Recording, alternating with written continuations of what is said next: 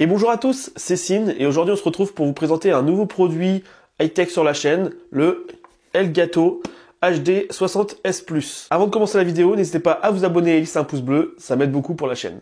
Le HD 60S Plus de chez Elgato, qu'est-ce que c'est? C'est un boîtier d'acquisition externe pour capturer tous vos gameplays, que ce soit Xbox, Switch, PS4, etc. Donc je l'ai acheté pour remplacer mon Avermedia pour une raison particulière. Mais avant de rentrer dans cette raison, je vais d'abord vous parler des trois boîtiers externes principaux de la marque Elgato. Et Elgato d'ailleurs. Elgato, c'est quoi? C'est une marque d'objets high-tech qui vont servir à tout ce qui est streaming principalement.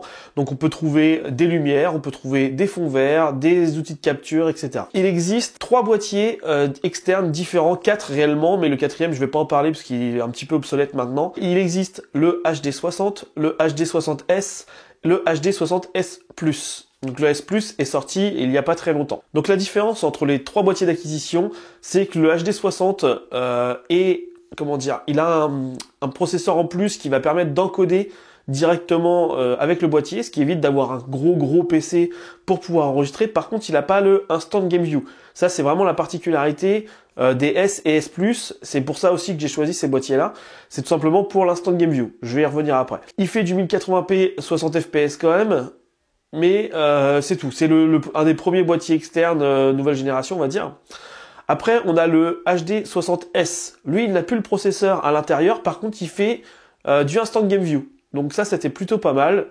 Et maintenant, le S Plus, c'est le même que le S, sauf qu'il fait de la 4K HDR. Et donc, malgré que je n'ai pas encore de diffuseur 4K ou de télé 4K, j'ai quand même choisi ce boîtier-là pour préparer un peu l'avenir. Mais est-ce qu'il y avait une importance à le prendre? Est-ce que j'aurais pu prendre juste le S? Oui, clairement. Mais vous allez vite comprendre que niveau prix, autant choisir la gamme au-dessus. On était à peu près à 160, on peut trouver le HD60 à 160 €. On peut trouver le HD60S à 189, même peut-être un petit peu moins sur certaines boutiques en ligne. Et le S Plus était à 214 €. Je l'ai payé 214 €. Donc au final, à quelque chose près, autant prendre le S Plus. Là où j'ai été très déçu du HD60S Plus, c'est que il ne prend pas en charge le logiciel fourni par Elgato, le Game Capture HD. Alors, j'attendais beaucoup de ce logiciel parce que je voulais vraiment voir jusqu'où il pouvait aller, même si à côté j'utilise OBS, il marche très bien avec OBS, mais j'aurais bien aimé voir un peu ce que les scènes qui étaient intégrées dedans pouvaient nous fournir. Malheureusement, je ne peux pas avec le S Plus. En revanche, il a un logiciel à lui qui permet d'enregistrer en 4K. Ensuite, au niveau des spécificités techniques, il peut enregistrer en 4K 60 fps. Il peut aussi enregistrer une scène que vous n'aviez pas enregistrée. Alors, je vous explique en fait. Si vous laissez votre logiciel sur votre ordinateur tourner et que vous n'enregistrez pas, mais que vous faites une belle action dans un jeu que vous vouliez enregistrer, bah là en fait avec le logiciel vous allez pouvoir revenir en arrière et enregistrer. Donc ça c'est plutôt cool, c'est une bonne chose, quelque chose que je ne pouvais pas faire avec mon Avermedia. Pour comparaison, j'avais l'Avermedia Lite, donc vraiment le premier Avermedia qui marche très bien, mais malheureusement il n'avait pas le Instant Game View et donc ça me gênait un petit peu quand je parlais par rapport à une action qui venait de se produire et que du coup en fait elle arrivait 2 secondes après. Donc mais bon, dans l'ensemble, il marchait très bien. Mais je suis tranquille, on va dire, pour l'avenir avec ce HD60S Plus. D'ailleurs, n'hésitez pas à poser des questions si vous avez des questions sur l'Avermedia ou même sur les différences avec le HD60S Plus. N'hésitez pas à les poser en commentaire, je vais y répondre. Je réponds à toutes les questions. J'ai pas encore assez d'abonnés pour être submergé par les questions. Cependant, les prochaines vidéos qui vont sortir sur la chaîne Ciné le Fou seront enregistrées avec cette Elgato. Donc du coup, vous allez pouvoir comparer un petit peu par rapport à ce que je faisais avant. C'est surtout, je vous dis, vous allez surtout voir la différence sur le décalage qui paraît plus crédible. J'attends encore la fibre pour pouvoir faire des lives. Et là, justement, normalement, quand je ferai des lives, je pourrai faire des lives jusqu'en 4K et ça va être plutôt cool au niveau qualité. En termes de configuration pour votre PC, je vais vous lire un petit peu ce que eux, ils recommandent. Donc on a le Windows 10, bien sûr, ou le Mac.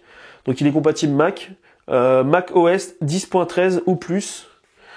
Il demande un Intel Core i5 de 4ème génération, une Nvidia GTX 1000 quelque chose.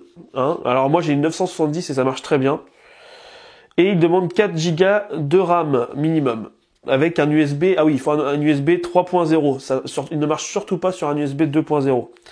Et puis une connexion internet bien sûr. Hein. Ce boîtier en fait il a l'avantage de faire l'instant game view, c'est vraiment pour ça que je l'ai choisi et pourquoi j'ai pris le S Plus par rapport à la différence de prix qui n'était pas si élevée et le fait que pour l'avenir bah, je serai tranquille on va dire. Voilà, n'hésitez pas à me dire en commentaire ce que vous en pensez de cette vidéo, si vous avez le boîtier, si vous avez le S. Clairement si vous avez le HD 60S et que vous hésitez à passer au S Plus, pour l'instant, attendez un petit peu, ça vaut pas forcément le coup. Le S Plus fait très bien l'affaire, je pense. Surtout avec les connexions qui sont pas encore ouf de chez ouf sur Internet. On va dire que la fibre n'est pas encore donnée à tout le monde et ils ne pourront pas voir des vidéos en 4K. Donc voilà, je pense que le 1080p suffira largement, surtout si vous êtes en 60 fps, ça va être fluide et tout ça, donc c'est propre et c'est parfait. Voilà, bah écoutez, j'espère que cette petite vidéo sur le HD 60S Plus vous aura plu. Et je vous dis à bientôt pour une prochaine vidéo. Ciao.